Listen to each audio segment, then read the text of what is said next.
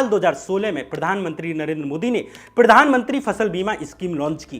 बीमा योजना का लाभ वो अकेला होगा तो भी उसको मिलेगा, ये बड़ा ऐतिहासिक निर्णय है।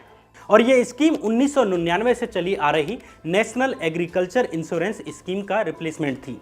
लेकिन जहां नेशनल एग्रीकल्चर इंश्योरेंस स्कीम में implementation agency agriculture insurance company of India limited थी, यानी एक सरकारी कंपनी थी, वहीं प्रधानमंत्री फसल बीमा योजना एक मल्टी एजेंसी फ्रेमवर्क के तहत इंप्लीमेंट की जा रही है। यानी इसमें सरकारी कंपनियों को साइडलाइन करने के लिए पहली बार बड़ी कॉरपोरेट कंपनियां जैसे टाटा ग्रुप, भारती ग्रुप और रिलायंस ग्रुप की बीमा कंपनियों को बीमा बांटने की जिम्मेदारी दे दी जाती है और यहीं से गड़बड़ शुरू होती है। द ट्रिब्यून अखबार पर छपी एक रिपोर्ट के अनुसार पिछले 7 सालों में यानी 2016 से लेकर 2023 तक केंद्र सरकार, राज्य सरकार और किसानों से कुल मिलाकर इंश्योरेंस कंपनीज को 1,97,657 करोड़ रुपए मिलते हैं, जिनमें से किसानों को मात्र 1,40,036 करोड़ रुपए ही पहुंचे और बचे हुए 57,000 करोड़ रुपए बीमा कंपनियों की जेब में चले गए। प्रधानमंत्री फसल बीमा योजना से पहले सरकार जितनी भी बीमा योजनाएं लेकर आई, जिनका जिम्मा सरकारी बीमा एजेंसियों के हाथ में था, उस दौरान कभी भी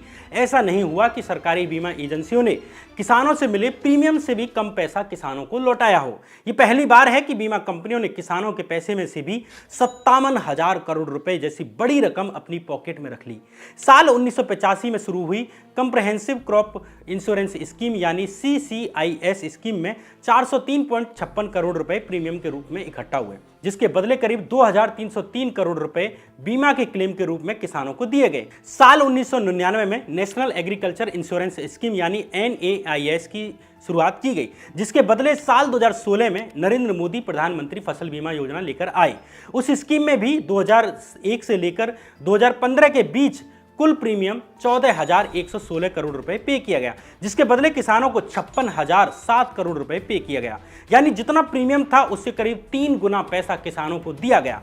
लेकिन मोदी सरकार द्वारा लाई गई प्रधानमंत्री फसल बीमा स्कीम में ऐसा क्या होता है कि बीमा कंपनियों ने प्रीमियम पेमेंट से भी 57,000 करोड़ रुपए खुद अपनी पॉकेट में बचा लिए। मध्य प्रदेश में एक प्राइवेट इंश्योरेंस फर्म को 672 करोड़ रुपए प्रीमियम के रूप में मिले थे, लेकिन इन 672 करोड़ रुपए में से भी एक पैसा भी किसानों को नहीं मिला।